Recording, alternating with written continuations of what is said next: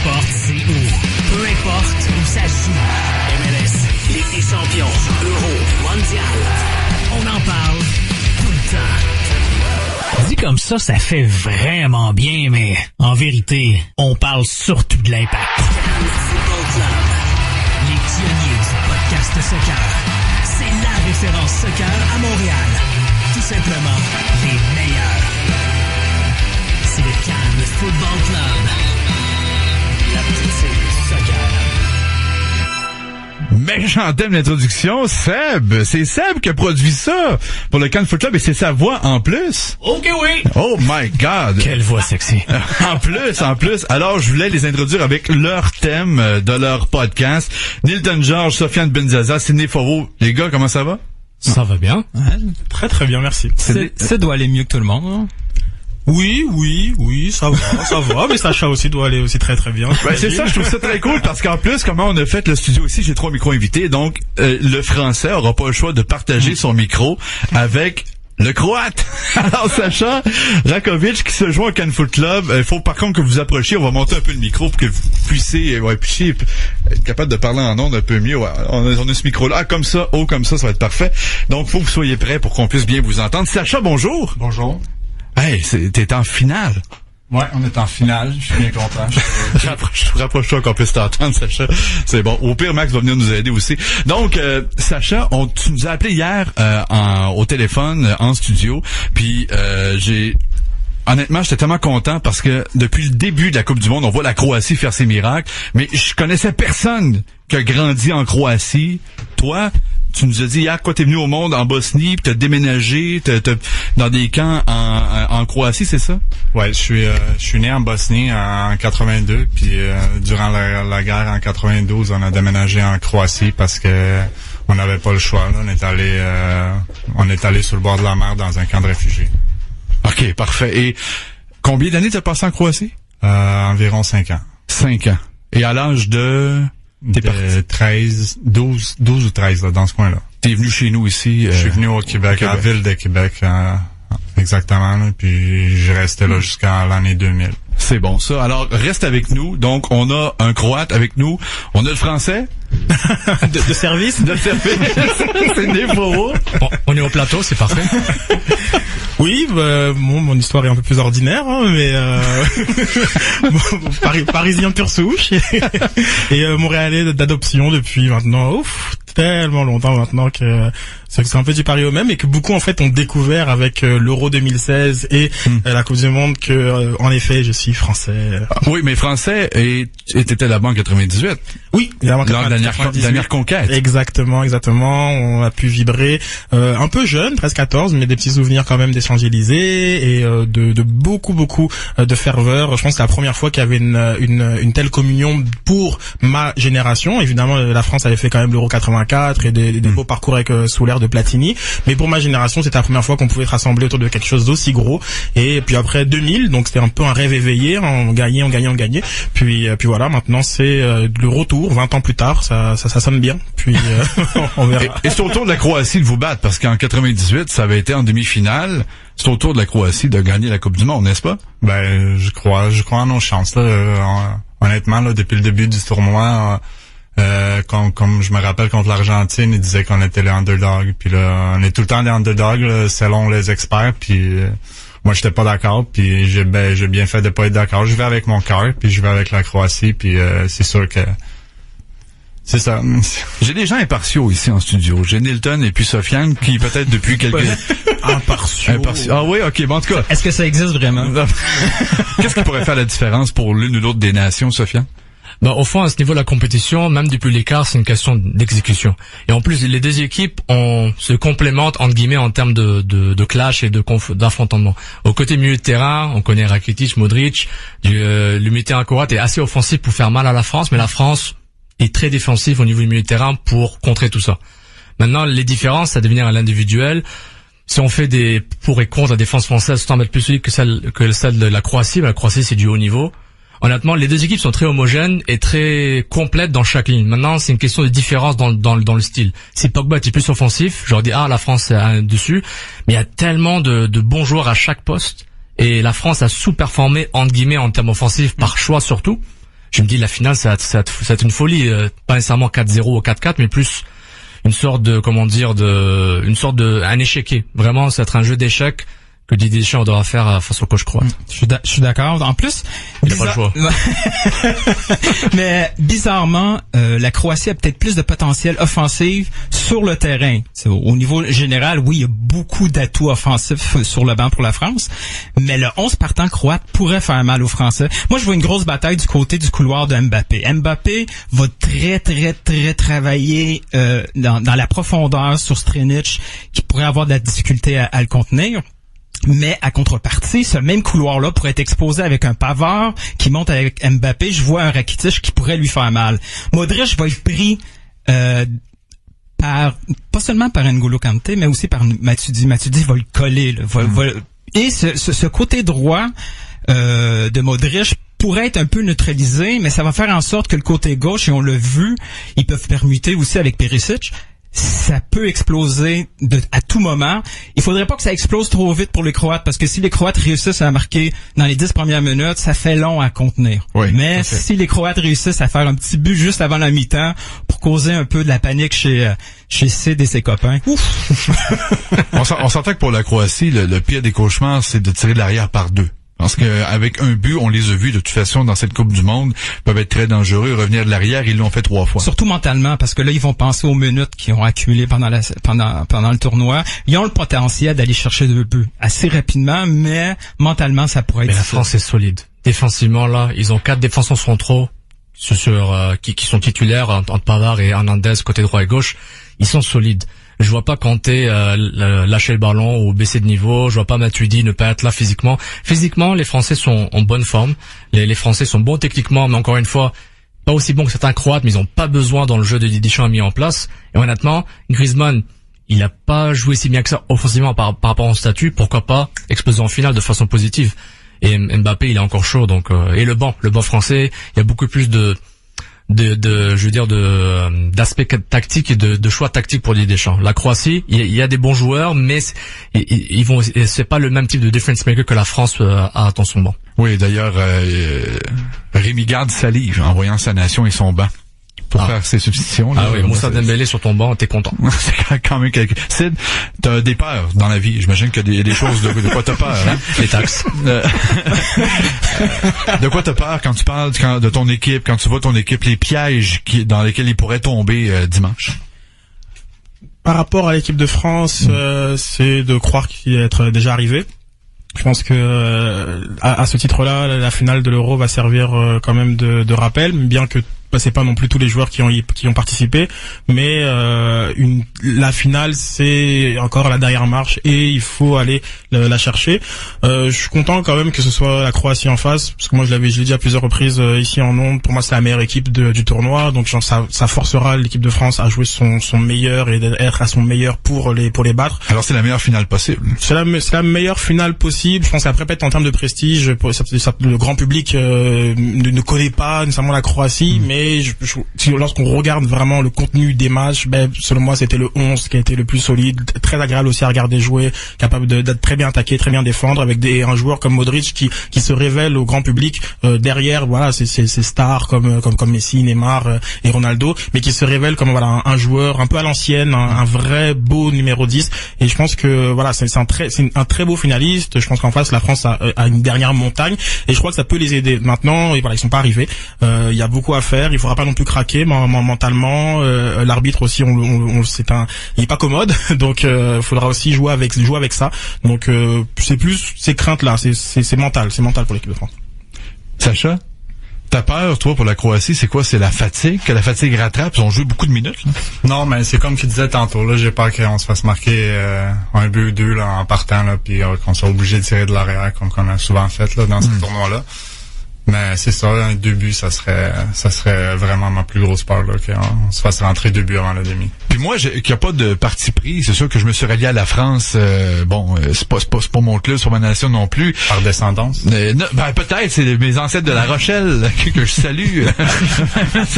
Peut-être, mais moi, ma crainte pour le show, pour la finale, c'est justement que cet écart de but, là. On veut avoir un match jusqu'à la fin, parce que la Coupe du Monde nous en a tellement offert des matchs comme ça, sur la ligne, jusqu'à la fin. On attendait le sifflet de l'arbitre, parce que jusque-là, tout pouvait arriver. Il y a eu tellement de minutes, de buts dans les arrêts de jeu dans cette Coupe du Monde. C'est un record d'ailleurs.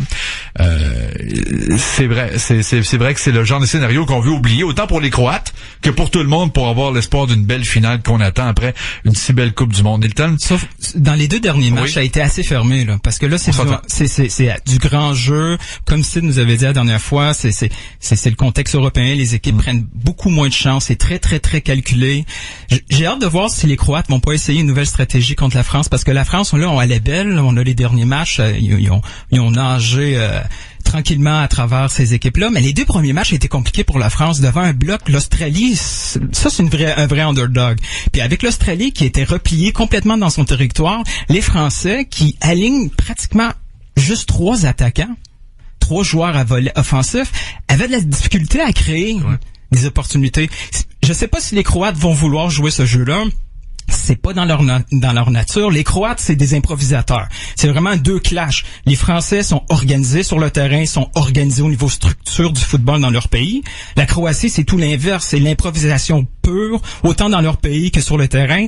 Donc, peut-être que les Croates vont vouloir être plus pragmatiques pour ce match-là, parce que c'est une chance dans leur vie, là, d'obtenir cette coupe-là. Je suis d'accord avec toi, LP, parce que c'est certain, une finale, déjà, en partant à n'importe quel niveau de jeu, hein, même en 2A, chez nous, genre, une finale, c'est crispant.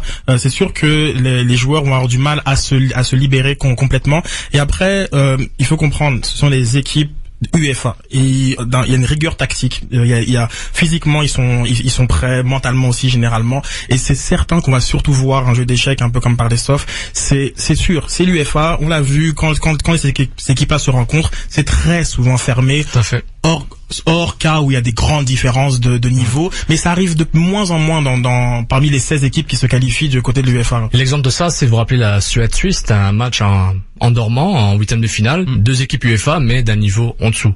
Là, on a un niveau au-dessus, un niveau AAA, Croatie, France, des joueurs qui jouent dans les grands clubs, des joueurs, la moitié de ces joueurs-là peut être prétendant Ballon d'Or entre guillemets, là, dans un top 10, parce que tellement c'est du haut niveau. Donc, c'est un jeu d'échecs, mais très délicat. Parce que le côté tacticien, le côté remplacement, le côté psychologique fera la différence. Surtout, moi, je connais pas du tout le coach Zlatko Dalic avant le mondial. On est au niveau de son CV. Il y avait les mireurs est venu. C'est un abonné célèbre. Donc, avec ces joueurs-là qui sont bons, c'est une équipe qui faisait souvent les 8e quarts de finale, mais ils ont jamais pu aller au next level. Là, ils le font 20 ans plus tard. Et tant mieux pour notre ami croate. Mais on va voir ce que ça va donner.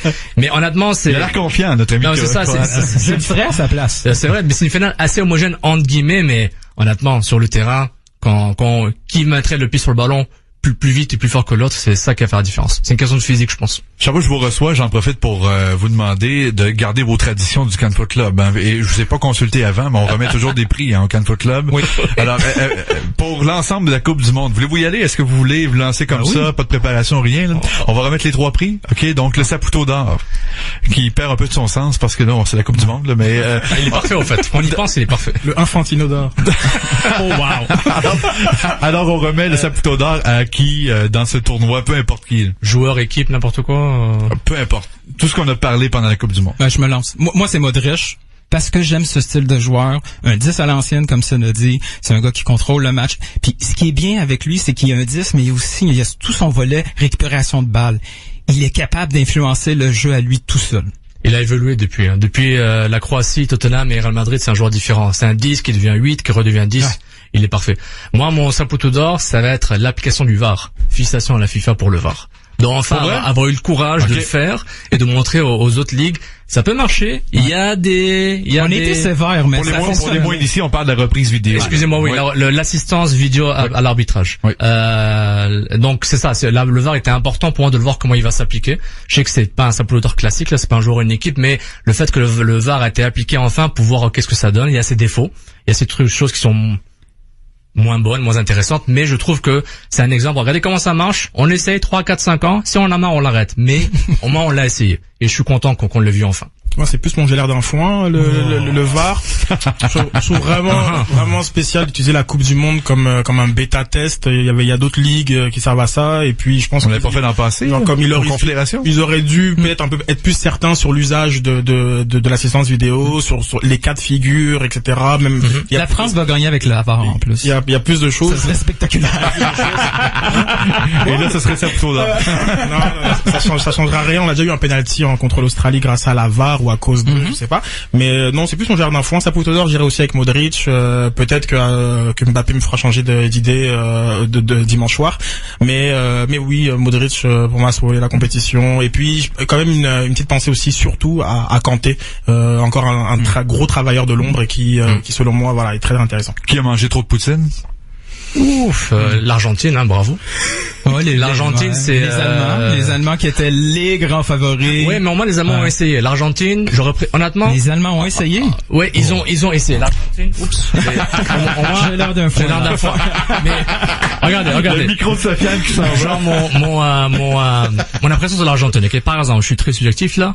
Vous avez le choix. Le Maroc qui joue avec honneur et avec une certaine beauté qui sort par des groupes. Le Nigeria qui a fait la grande surprise par rapport à l'Islande entre guillemets, puis qui a failli faire éliminer l'Argentine. T'as le choix entre t'es fan de marocain ou nigérian, ou bien fan argentin, où tu vois ton équipe qui titube, qui se casse la gueule et qui se fait éliminer comme un malpropre par la France. Honnêtement, si t'as le choix... J'aurais pris Maradona pour trop de poutine. Non, il a trop d'autres choses. C'est ça. Mais honnêtement, l'Argentine, c'est un trop de poutine parce qu'on le voyait venir un peu, mais honnêtement, en termes d'honneur et de vraiment, il y a aucun respect au football et par rapport à leur propre football, sa fédération, c'est un bordel.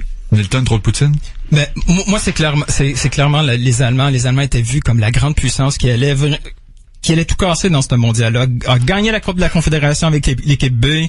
On voyait deux équipes en une. Finalement, ils n'avaient aucune équipe et ils ont 2 buts dans le tournoi. C'est triste. Ben, c'est triste. Pas tant que ça, mais... Moins que l'Argentine, allez. Je vais aller aussi dans une entorse au règlement avec les rabat-joie sur Twitter. Je pense que c'est vraiment difficile de profiter, d'avoir de la joie, d'être content. Et c'est rendu vraiment compliqué de prendre du plaisir à suivre du foot, et on critique. Ouais, et c'est mieux avant, alors que finalement quand on regarde véritablement avant un match de 90 minutes, c'est pas forcément mieux. C'est sûr que quand on compare avec des faits saillants, bah oui, les faits saillants, c'est ça qui c'est mieux. Mais je trouve qu'il y a vraiment beaucoup de négativité. Ah oui. Dans ce mondial. On n'a pas la même liste sur Twitter. Moi, j'ai des gens qui trippent. Puis c'est ça. Tu devrais peut-être désabonner quelqu'un. Exactement. C'est pour ça que je suis très content d'avoir vécu ça à fond dans les bars, être sorti à tous les matchs, et j'ai pu vraiment vivre avec la population, et ça c'était vraiment le fun.